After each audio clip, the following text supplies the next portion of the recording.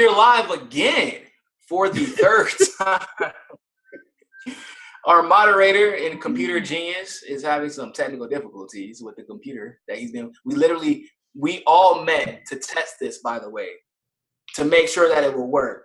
So that when it was time for it to work, that it would work, but it's not working the way we thought it would work. But it's working now. So we're here. And my name is Niko House, host of the political radio show Mikasa Sukasa, where I take the complexities of politics and make them a little bit more palatable for those of you who don't care about politics and probably should care, and those of you who playing out just don't understand the stupidity we are faced to deal with every day. I am also one of the three creators of the DNC fraud suit. I'm sure many of you know about that, but if you don't, we're suing the shit out of the DNC, and we're taking pleasure every minute that we're a part of it, as long as it makes them cringe. So that's about me. I'm sure the other gentlemen want to introduce themselves as well. Jamal. All right, so my name is Jamal Thomas. I have a show by the same name, Jamal Thomas. I typically call it the Progressive Soapbox, so you can find me under either one. My show is, I have to be honest, I have a hard time defining my show. It goes from politics, to philosophy, to culture, to race, gender. It's pretty much anything. It's heavy, brutal analysis. If Niko is saying he's making it simplistic, I'm making it more complicated. We're being honest. Hey, both, man. But look, it's brutally honest. So if nothing else, you will get a wider context of what you're looking at in this honest, analytical way. That's basics of my show. It's somewhat philosophical. It's somewhat just brutal logic. So that's me. And my name is An0maly. It's not my birth name, but that's enough for now. I feel like I already said that joke, but it's a But it is for the live audience. It's still funny, man. I'm a news analyst and a hip hop artist. I do music, and then I talk about politics, life, race, religion, gender, political correctness, just everything, anything that comes up. And basically, I started because the news was just so dishonest. So I felt like someone had to be a little more honest. So that's just a little. It's just a little dishonest. Just a bit. What are we starting out with today, gentlemen? I can't remember. Well, mine was. It depends on who you want to go first. Yeah. You're the moderator.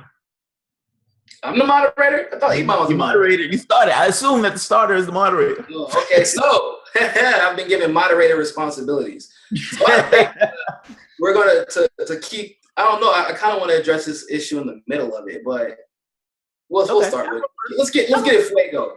Yo, so yeah, Bill Maher said, "Nigga, oh my God, what the hell, bruh? You can't say that, dog." Right. So that's I saw what he said, and I saw Senator, and like I said, I'm going to take an unenviable position on this. And like in my video, I even made a video on it because I read an article that somebody wrote, and it pissed me off. Now, I don't like Bill Maher. I think Bill Maher has been an absolute asshole, and he's been talking out of his ass for the past 3 or 4 months. I've done like 4 videos, scathing videos, going through what Bill Maher said and the ridiculousness of what Bill Maher said.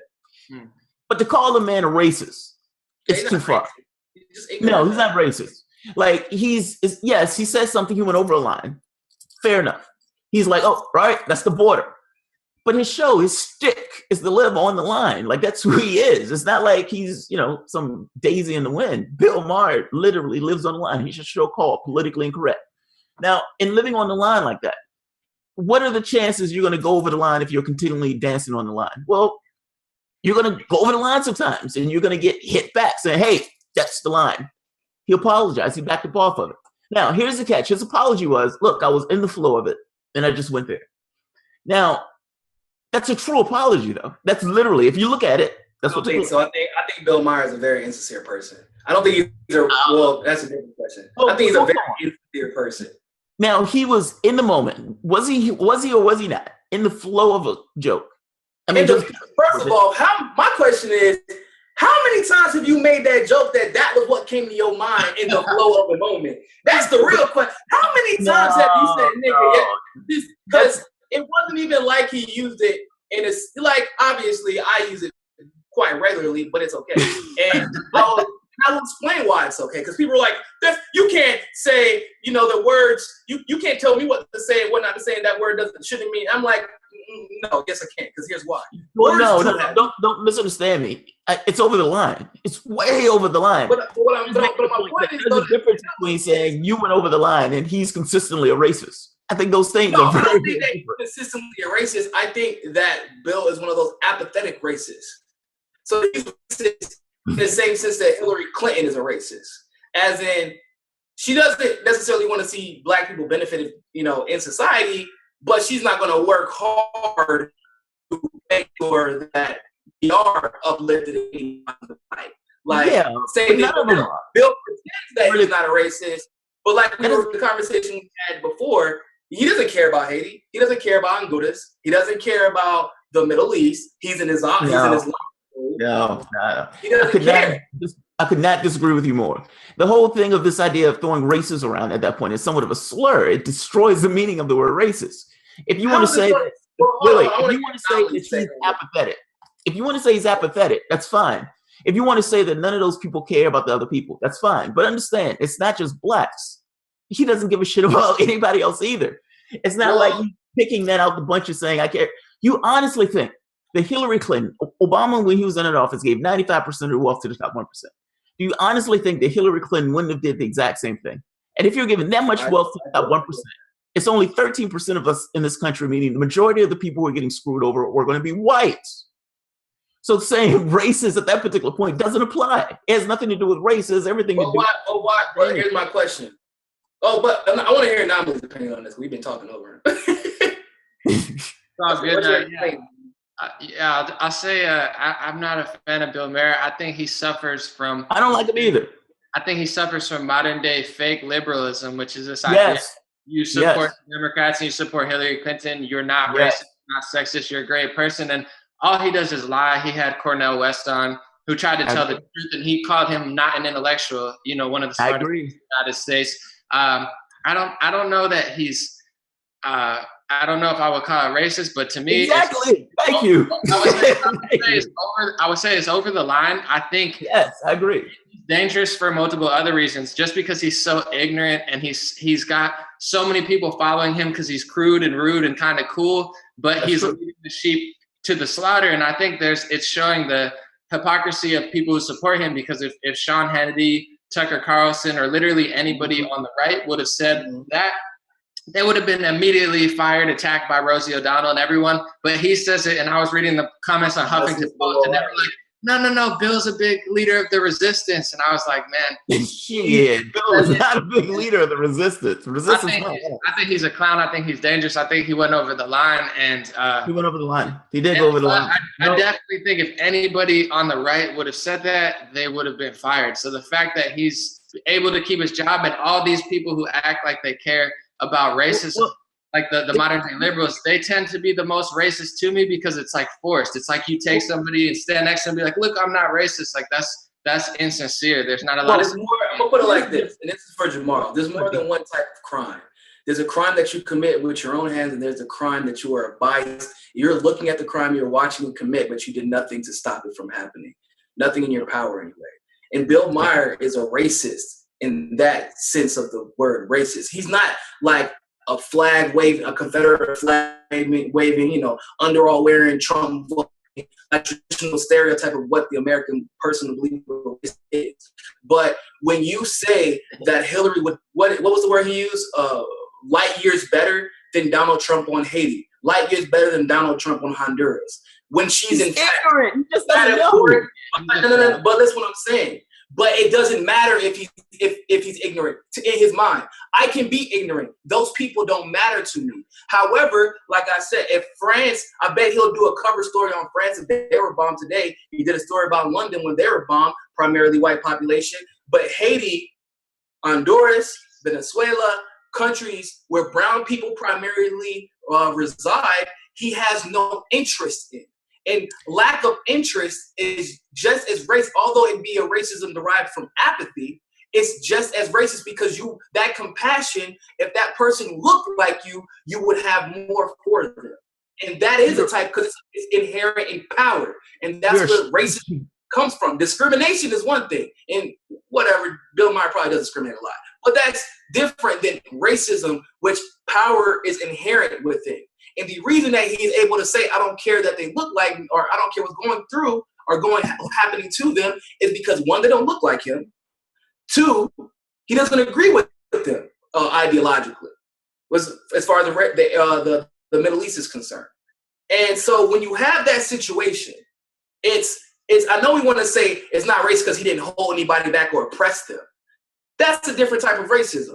But we're not so. I feel like we're not so simple-minded that we can't recognize that there are multiple levels of racism, and especially in the neoliberal world, they manage to manifest racism in a completely different way than what we're traditionally used to defining. All right. So how about this? Let's say this. I have a word, right? And when I use that particular word, I give it a meaning. I infuse a meaning in that particular word. And ultimately, everybody have a certain understanding of what that word is. So you have 10 people, everybody have a somewhat of a similar understanding. Mm-hmm. Now, if somebody else takes that word and stretches it and contorts it to try to fit a particular narrative, well, that word tends to lose meaning. The point I'm getting at is you're stretching races to the levels that it loses meaning. You're contorting the word to make it look into something that it's not. You could say, yes, he's apathetic. Go on, right on. You can even say that he's ignorant in regards to what's going on in Haiti. I'd make the case that Bill Maher doesn't know anything about what's going on. My question then would be, do you believe systematic racism is a thing? Systematic racism is a thing. I mean, if you're looking at court systems, that's stretching the definition of racism, because that's racism in a different way.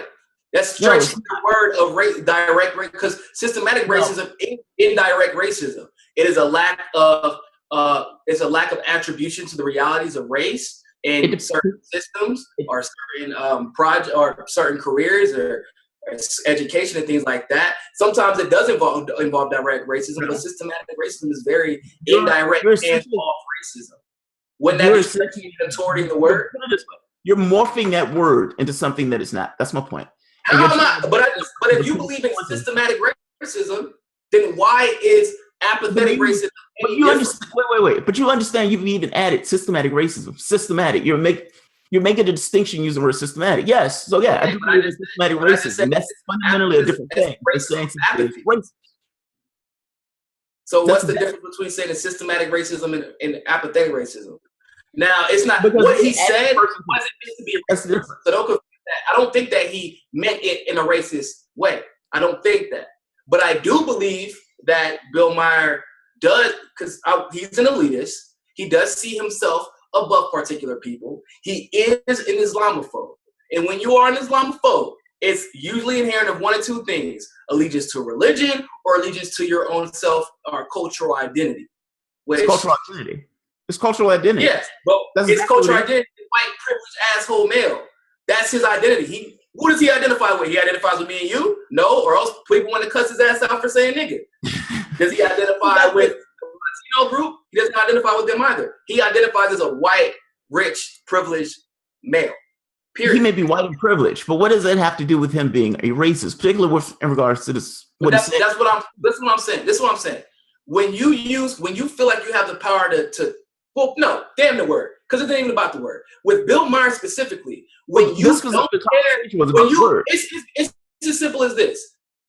When London was attacked or when France was attacked, primarily dominated by white people, especially if it's by Muslims, Bill Maher would be the first and quick to attack it or to talk about it, excuse me. But when people are going through very similar tribulations in black-dominated nations, he will talk about all the mess up that Trump's doing, because they should be everything is, it's harder. But when he like every politician if the Clinton office and was doing what she's been doing to families, was doing what she's been doing, was doing what she has been doing in Honduras, would he still approach the situation the same? No. And you know how you know? Because he's told us. He said that it doesn't matter what she's done there. And the only reason it would not matter to you is one, money, because they don't have enough money for you to care, and two, systematic racism. Because we've been taught that Haiti doesn't matter. He's absolutely terrified. Or three, he's terrified of Donald Trump taking that office. I want to say taking office of what? I mean, put it this way: I'm saying he's probably terrified of Donald Trump taking that office. Do you realize for the past 6 months he's been screaming at the top of his lungs about Trump? What is Bill? Explain this to me. What is Bill Maher terrified of? No, but you're saying that because he's apathetic, that he's somehow racist. I don't think people just because they're apathetic, they're all of a sudden racist. I mean, because when you are benefiting from the status quo is systematic racism. And if you are benefiting from the status quo, that is incentivizing you to not pay attention to the majority, about 30 or 40%. I am benefiting from the status quo. I am not necessarily rich, but I have a house, I have a wife, I have the American, whatever. That's not a lot of people are benefiting from the status quo. You're not benefiting from the status quo. All of these people are you're benefiting through the status quo. There's a difference. I benefited through the status quo because I went to the military, because I retired out, and I was lucky enough to be mentored through my younger years in my adulthood. But the status quo, believe, is created to stop minorities from being successful. That's the reason we still rely on property taxes to determine which fucking school district is from. White people have all the best school districts. It's not a coincidence. Just to put a finer point on this, there's everybody. If that's true, then all of America. You understand that the majority of the population of the world lives off like $10 a day. You don't live off of $10 a day. The American, even though half of the country of America, the world or the nation of the world. Okay, I'm saying that you can't compare the world to the United States. Wait. I'm saying your standard of living, for the most part, dwarfs most of the rest of the world. You are living off of the status quo yourself. Are you being racist under your definition of being racist? Me living off the once again, you're still confusing it. Living off of the status quo and living through the status quo. You're making a choice. I was able to benefit from the quote unquote status quo by finessing it my entire life. Like, that's what it's the same thing. If you know how black people largely finesse the status quo by joining the military. A lot of people who are well off as minorities now, Latino or black actually, did it because of the military. And some people, a very small minutia of people, were cycled through the college system and found their way to the corporate world. I have no idea what you're talking about. I'm just making the point that I'm just making the point that under your definition, everybody who's living a decent life is living off the status quo and is essentially racist. You're living off the status. You're twisting my words. Living off the status quo is not the same thing as benefiting directly from the status quo in every way, form, or fashion. You are trying to tell me that Bill Maher, the white male, isn't holistically benefiting from a white male from wealth? Isn't holistically benefiting from the status quo? I'm making a point that in comparison to the rest of the world, so are you. Let's switch sides. Let me get a word in. How can you not talk about the rest of the world? All right. Let's move on. Let An0maly get a word in, and then we'll go on to the next one. Let me say my piece. I'm here. I'm not here to just, listen to people yell for an hour. Let me see.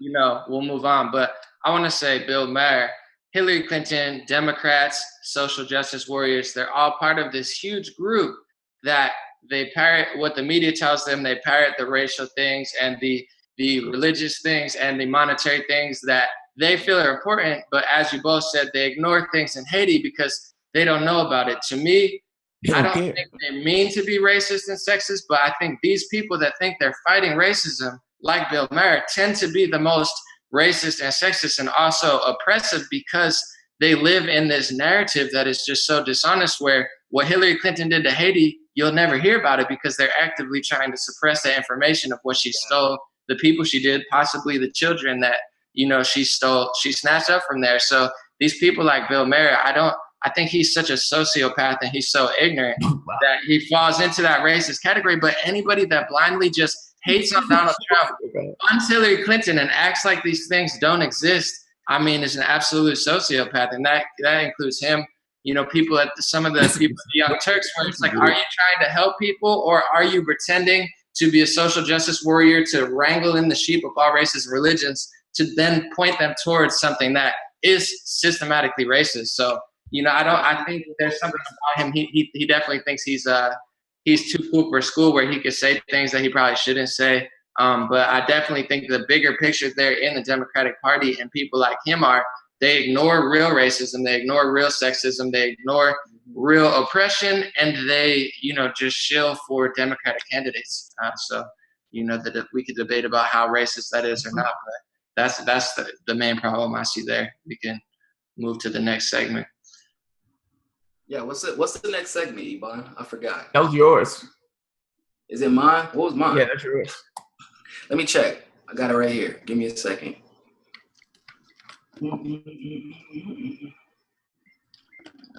Oh, hold on. Iban, is there another link? Because it didn't come up. Is there a message? That was the private one, so this is public. So it's a different one. Okay, man, I think I shared the wrong link. Oops, sorry, people. But give me a second. So the topic that you want to move on to is progressives being smeared, like independent media being called. Oh man, yeah, that's fun. Me and Jamal should probably both. Yeah, the link is unavailable. Damn. I'm not. Yeah, you saw that too, right? Yeah, I just you want to start us off on this one? Yeah, send me that one. Well, somebody said An0maly. You want to start us off on that one? On progressives being smeared? Have you had to deal with that, or have you seen anything? Absolutely. I would say I get, like, depending on what I talk about, people call me white supremacist, conservative, and sometimes I'm Jesus Christ, liberal cuck or whatever, depending if I talk about the environment, social justice, or like some things. But I get both sides because I really don't have a preference. But absolutely, I think progressives need to realize that them, along with these sane conservatives, the people that are rising above the Democratic and Republican Party, they'll group anybody together. And, when it's convenient for the Democrats, they'll use the progressives and Bernie Sanders. But I think everybody needs to understand these people that control the media, that control the world banks, that control the United States, they want to control the flow of information. And a true progressive is too honest and too open-minded for their liking. So I've seen Jimmy Dore get smeared, H.A. Goodman. I want to warn everybody, and it tails into my segment of trying to get everybody united, but libertarians, conservatives, progressives, you guys are like, if you don't say what they want you to say, they're going to group everybody together, and they're definitely going to try to silence and smear everybody. So I would love to see more people from both sides really come together, because it's like systematic. They'll call you a neo-Nazi, a white supremacist when it comes time just to group you in that category. I've noticed them doing that. They call people alt-right, while there are some absolutely, weird racist people on that side. A majority of them are not. They're very open-minded, and they use that titling to smear because they know that it goes with people's emotions. Like, oh my God, they're racist, let's silence them. They did that to silence everybody on Google. That's why all the Google monetization has declined. They said one alt-right person, and now they're silencing all people, or they're demonetizing all politic talkers on YouTube. So I think I see both sides getting smeared, and I think any free-thinking, open-minded person needs to, get outside their bubble of their title and just realize that any good people are going to be smeared here and now, because they definitely don't want an honest dialogue happening. So I see it all the time, and it's definitely an issue. I 100% agree with you. I feel like this is a trick that I've learned just being in progressive journalism for the last year and a half. If you see an article start to smear someone and they actually don't provide any facts, or at least any facts to contradict what, the facts that the person the article was smearing had presented, then you should go look that person up and probably subscribe to their channel, because they're probably telling you the truth. There's very few times that I agree with Sean Hannity. As of late, he's been a little bit more palatable, but it's very few times I agree with him. But with the Seth Rich situation, all he said was, hey, Kim.com, come on to my show and present the evidence that you have. Talk about it. Everybody's like, no, we don't even want to give Kim.com a platform. Whoa, wait a minute. Now, if any of my family members ever died, and if somebody, especially of that prestige, ever comes up and says, hey, I have evidence, I would like to be the one to determine whether that evidence is fallacious or not. Why does once Kim.com came out and said he had evidence, there were smear articles everywhere. Same thing with Tulsi Gabbard. When Tulsi Gabbard came out as super progressive, turning over a new leaf, smear articles everywhere. Bernie Sanders, smear articles from the very beginning. If you haven't noticed the pattern, and it's a very simple pattern to notice, they are coming at anyone who speaks the truth, anyone who challenges the status quo, or anyone who challenges, I don't want to say the New World Order because it's not a New World Order. I don't know why people think it's new. It's been the World Order. What's happening right now is we're just being woke up to. That's all. There's nothing different. We're in an information renaissance, and I feel like an intelligence renaissance, where everybody's just becoming more awake and aware of what's in front of them, which is they're trying to screw us over, and they think that they're smarter than us. They know how to work their system better than us, which is why they've been able to get away with it for so long. But we're much smarter than they are. Case in point, Hillary Clinton. You just got beat by Donald Trump. So, like, we have the advantage. But hey, what do you think, Jamar? Yeah, I can agree with that. I don't know, but whether we're smarter than them or not. I think you have people who put it this way. I think a lot of this stuff boils down to an anonymous system of sorts. You have something that just kind of, these guys are trying to accrue cash and power. And accruing cash and power, you do things that you reach into the political system. As the political system goes on, you pass laws, regulations that benefit one over the other. Problem is, in any particular society, as society gets worse, people start looking for other things to do. So yeah, you are going to have people who kind of spring up and start, hey, this looks a little weird to me. This doesn't look right to me. This way of things, the way that things are going doesn't seem right. It doesn't seem to benefit us. You're going to have societal strife. You're going to have people, truth tellers, springing up in that sense, just by virtue of how things go. Every generation. I don't know if you're all familiar with Russian history, but this is actually what caused the Soviet Union to crumble. It wasn't fucking Ronald Reagan saying, it was Reagan. Ronald Reagan. Gorbachev, tear down that wall. Like, no, bro, they had already made the decision to tear down that wall like months before that. A lot of people still believe that, right? That's the sad. Oh yeah, I know. I had to first their bubble. Reagan was literally coming in at the end of the Soviet Union. Had nothing. So balloon in the budget using the dumbass war system. Ronald Reagan was out there like this at the strip clubs, y'all. He was throwing our money from Social Security, like, hey, Treasury got it, or no, he was throwing our money from Treasury, taking it from Social Security, like, hey, trickle down, baby, trickle down these economics, throwing it in the club out there with Drake and Juicy J. It's the worst lie that's ever been perpetrated on the American public. Trickle down economics. Yeah. It's amazing. It's amazing. But the intelligentsia movement was what destroyed the Russians, because the Soviet Union used, they tried to get rid of information. Any information, that's why they spotted on you so much. Information is the strongest asset we have.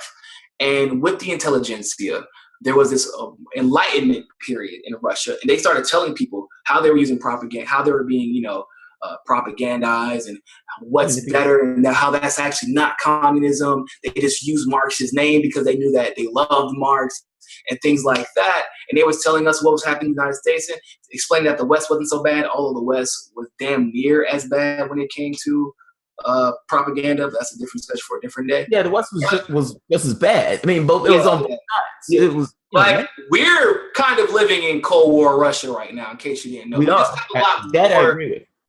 But people think that like we're that much better off in Cold War Russia. Yeah, it's not as cold here. That's about it. But people are losing jobs every day. People are starving. People, at least they had healthcare in Cold War Russia. They don't have that here. We don't. You were like, oh, but everything's controlled by the state. Yeah. Who controls your healthcare? You're taxed if you don't buy health insurance. At that point, what else are we? Like, if we don't have control of our finances, we don't have, like, Bank of America stole billions from y'all. What happened? Yeah. Well, I'm still waiting for that court case. I haven't heard it. You heard? Y'all seen the court case for Bank of America yet? No. Won't see one. Won't see one. So but when I say we're living in Soviet Russia, I mean with the propaganda. It is disgusting. It's because it's not just propaganda. Like, they don't even demean Russia. They just are relying on the same sentiments that most Americans harbor from Russia in 1970. That's what they're basing on. Did you see the March for Truth? They got a bunch of like Russian, Soviet Union, USSR flags. I'm like, bro, that's not even Russia's flag anymore. It's not their flag. That's Russia, not the Soviet Union. Jesus Christ. And then as soon as you say, well, okay, and this is, I do not believe Russia. If you're any of you, like, I don't believe anything about Russia at this point that any of the mainstream media talks about. They have their issues like every country does, but Putin is no worse than what Obama was in a lot of ways. So we had literally. Oh, no, I was listening. Go ahead. Last topic. Oh, okay, yeah. So, yeah, that's it. If you hear somebody talking trash about us because we're telling the truth, or anybody for that matter, because we're saying something to disagree with, and they don't give you hard facts as to why not to believe us, subscribe to that page, because that's where you're gonna get your news from. It's gonna be accurate. What's the last? Oh, it's your topic. An0maly, go ahead. All right, got you. So it's kind of on that same topic of that, but it is trying to unite, and I think the Seth Rich case kind of did a good job of that. Conservatives and progressives got on the first page for a while, but something I've noticed, I supported Bernie Sanders, I voted for Jill Stein, and currently, I would say I support the president. I'm not thrilled with a lot of his decisions, but I like, just as we were talking about, I'll say I like that he's saying that the media is the enemy of the American people, because all of these things we just talked about, it's straight out of the minister of propaganda of Nazi Germany's playbook. He said, you repeat a lie enough times, it becomes true. And this is what we're dealing with, the mass control of information. And something I noticed, I listen to people like Jimmy Dore. I'll listen to the Young Turks, H.A. Goodman, Tim Black. I listen to what you guys have to say. And then I'll also listen to conservative side, people like Mike Cernovich, like Alex Jones. And one thing that really strikes me that it seems like a lot of people can't ever really come to grasp on both sides. You have, Jimmy Dore, I believe, spit on Alex Jones. That's how much they hate each other. But I think that's just some money beef, to be honest. That's beef, like, it ain't got nothing to do with us. They pretend like this is about progressivism. I see the similarities there. I see the overlapping. Yeah, exactly. There's things that Jimmy Dore talks about that Alex Jones won't will himself. He won't talk about. And then there's things that Alex Jones will talk about that Jimmy Dore just won't talk about because it's not politically correct. So I see the massive similarities coming from the center.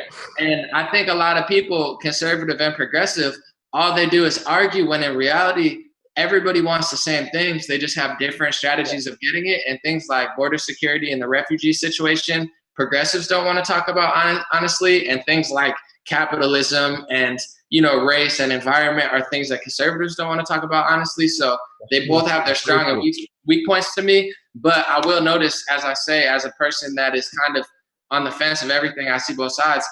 I really think the true revolution will come when these sides come together, as they have over Seth Rich, and also give both news platforms a chance, because I know a lot of conservatives that reached out to me that love H.A. Goodman because he's just raw, accurate. They love Jimmy Dore, and there's also a lot of progressives that like Alex Jones, because once they give his whole platform a chance, they can disagree with some things, but I would love to see personally, and it's something that I do on my platform, that's why it's grown a lot, is Alex, just some of his rhetoric, bro.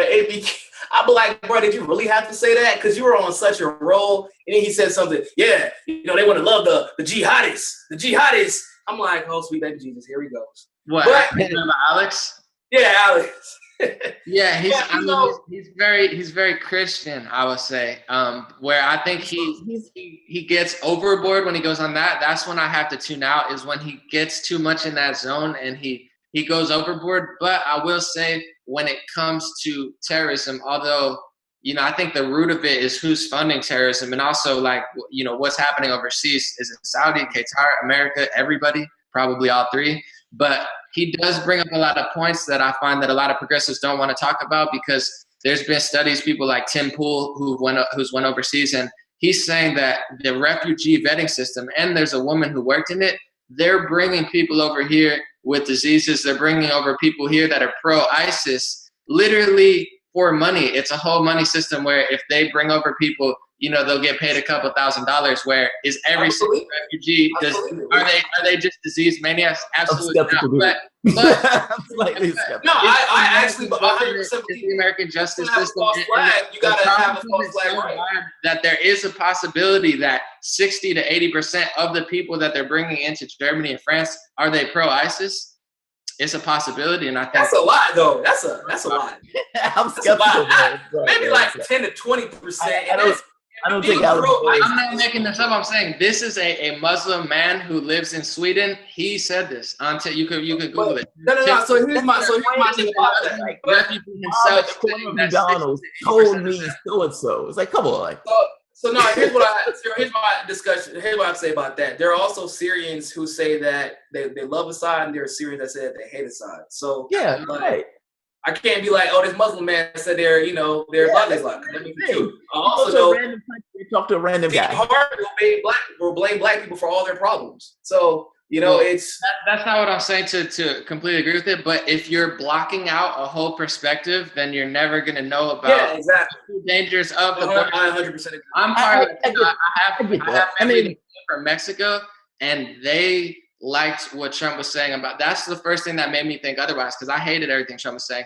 My stepfather, who's Mexican, who came over from Mexico at 13, he was attracted to Trump because of his border policies, because he's actually seen it. It's easy for an American that's never come over from Mexico or doesn't live near the border to understand what's going on. And same with refugees. It's easy for us to say, I love all religions and races, which, I have no problems. I'm not very religiously narrow, or, I have no racial qualms of any sort, because I'm a normal human being. But they use that type of stuff. They play with our emotions, be like, you're not racist, you're not xenophobic, right? So yeah, just let 1 million refugees over that possibly aren't being vetted properly, or no borders, open borders, we love everyone, where it makes no sense to let millions of people in with no social security identity. It's a flawed system, the refugee situation, and it's being led by the people who created the refugee crisis. So people like Alex Jones, they're raising the question, did these people purposely create the refugee crisis to then flood everybody's countries with refugees? Because who's behind we need to bring in more? It's the people like Hillary Clinton who literally created the refugee crisis. I mean, that is very true. And I think that there is something to say about keeping your mind open to the reality. I mean, whether or not because neither side is going to be 100% accurate. There's no way in hell. But there's no way. Sorry, go ahead, Jamal. No, I was gonna say. Go ahead. That's a little intense, dude. That's a little intense. How so? What's that cop that Trump has? I can't think of his name. They were almost saying that he killed the guy. It's like the cop doesn't like black people. He's African American cop. Oh, the bald guy. Random thing, just because the guy is black, that's the perspective of a large group of people. No, I don't necessarily take Trump. An0maly. He's insinuating that there are a lot of Uncle Toms of every race, religion. And exactly. And I'm not taking this thing where Trump is deporting these people in the same way that Obama was deporting these people. This stuff is hazardly. Well, one person got hit by a car. They pick the people up. The cop comes and asks them questions on whether or not they're legal. The person was illegal, and they're deporting the person. Gets hit by a car. That's the America that you're living in, and that's the America that Trump was putting out. And you're telling me that you're thinking that, yes, this is a pretty decent policy. Well, so I'll be the moderator. I'm gonna play both sides. I'm gonna play both sides. You can strengthen your borders. I'm not saying. So let me just say. Go ahead, An0maly. Go ahead. I didn't want to. Yeah, I want to say that. No. To me, I don't have a problem. I've never seen an immigration problem personally, but you have one side, Donald Trump, who's saying, I want to build a wall. I want to do something about it. I do think they're going a little overboard on it, but you have the other side, and Hillary Clinton, who said during the election, she just put a Mexican girl on her lap and said, I love Latinas. Like, when you have to choose one, ain't gonna stop anything. So I can't agree with everything ICE is doing, because I don't know. I haven't read all the stories personally, but I'm saying you have one side who acts like, literally Hillary in her emails that says she wants open borders. You have one side that they want to call a travel ban a Muslim ban. And they don't. Open borders for countries in Libya and Syria. There's Mexico, there's cartels, there's crime. I'm not saying that what they're doing is right, but you have to choose between one side, Donald Trump, who's overdoing it and going overly aggressive, and another side who's not talking about it at all. And it's going Obama, do you know they were calling Obama the porter in chief? No, absolutely. Do you believe that Hillary Clinton was going to be somehow different than Obama in that sense? She was going to be Obama 2.0. She was going to be Obama 2.0. She's pandering. She's on Hispanic shows saying, well, yes, let me say something to contribute to both of you guys. I believe that to a degree, both of you are right. So there is this sentiment, and that's in every, like I said, it's an Uncle Tom in every race, religion, and ethnicity. And I hate to say it, but there are Mexicans who they quote unquote ran away from Mexico for whatever reason. Because they can work here on minimum wage, and then they send them. Let me finish now. But there are people who come here for all reasons. But there are Mexicans who come here and make a better life for themselves and say, hey, we should monitor the borders better. But the people who are coming over here, this is the issue with that discussion. And that's one of my problems with Alex Jones. The people that are coming over here, do you know that 70% of them are just overstaying their visas? They're not hopping the border. They're overstaying their visas. So yeah, we do want to listen to both sides. We want to control the narrative so that it's talking about the right things. Like Alex doesn't even, as immigration, as undocumented immigrants. He talks more about the refugee crisis overseas. Oh yeah. But I'm just using that as an example. But as immigration, refugee or otherwise, all undocumented citizens has increased. There has been a simultaneous negative correlation, which in this case is a positive thing, with violent crimes. So as undocumented citizens have increased, there's been a negative correlation with violent crimes, and they've decreased over time as these immigrants have come into the nation. So I think, and I've only learned that because I listen to Alex Jones or I listen to alternative media and alternative conservative, and then I'll listen to some crazy alt-right, like, let's let everybody in. The world is full of rainbows. Like, I'm very aware of a lot of people. We've pissed off a lot of people. The refugee crisis is unquestionably our problem and our cross to bear.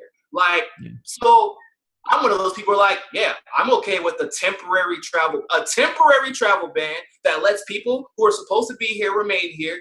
But the problem, which is what Jamal's talking about, is the rhetoric behind it. Because the rhetoric sets the undertone, and the undertone sets pace for issues that we have to deal with along the way. Like the fact that we're even talking about Mexicans right now is an issue, because this should be an undocumented citizenry issue. But they're not going to walk up to Maria Sharapova and be like, are you Mexican? Do you have your papers? No. They're going to walk up to Jose Estee down the street and be like, hey, man, I agree. That little handlebar mustache a little bit too thick, bro. Where you from, man? So I agree. But I agree. That's the important thing. I feel like that's the important thing about listening to both sides. Because the worst thing that you can do, the worst thing that anybody can do in the progressive movement or the conservative movement, is to silence the conversation. I agree too that there's a problem with his rhetoric. Absolutely, I think he does no favors for himself in the way that he speaks. And I find there's irony in the people that oppose him very greatly, that they think it's okay to blame Russians as if it's like the anti-Semitic movement back, that everything's Russian.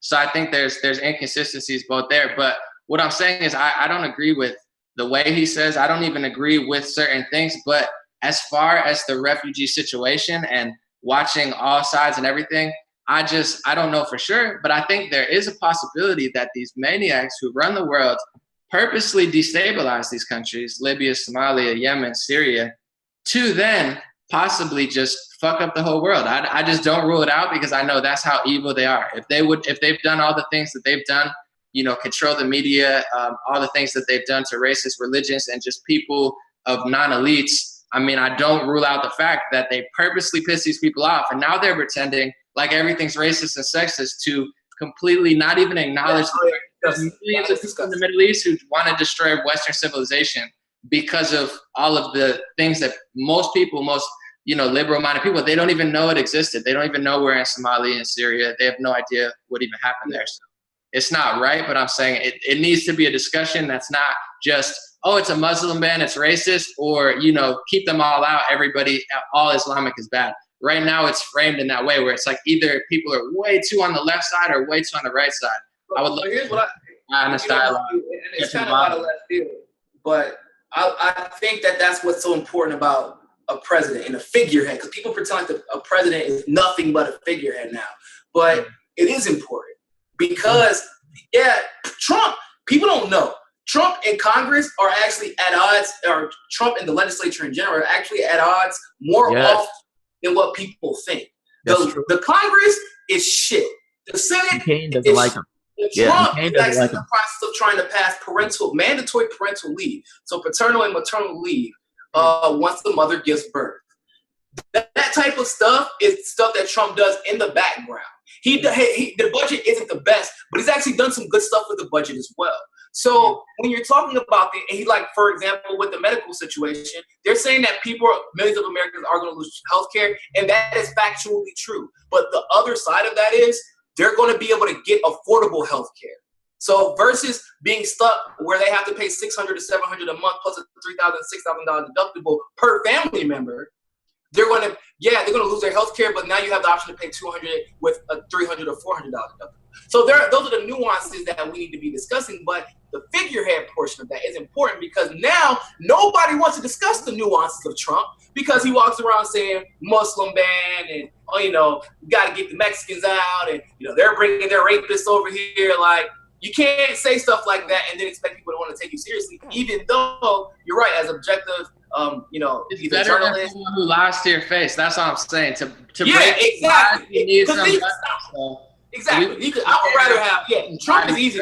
You got to have some blunt force truth. Where he doesn't speak right, he doesn't word it right, and he's honestly an idiot for doing that because he's never going to get all of the people's support that he wants to. But I see what he means. He's not saying all people coming over. It is true. We want to think that everyone comes over is just a great citizen. Most of them are. Like I said, my family's Mexican. I'm Puerto Rican myself, but people think that everybody who comes over just works and is great. Mexico's the second most dangerous country. There's a study done recently. There's cartels. There are people messaged me on Facebook last week, said An0maly, a Spanish dude from California, said my brother's raping his own kids. Can you help me? No, I'm not. Guys, let's stop, end it, and we can continue on different discussion topics another time. You guys want to do your I got another show I got to do too. So it's been a pleasure talking with you, gentlemen. Definitely. It was great. We definitely got to do this again soon. Definitely. All right, guys. It was fun. Have a good one. You too. All right. Take it easy, guys.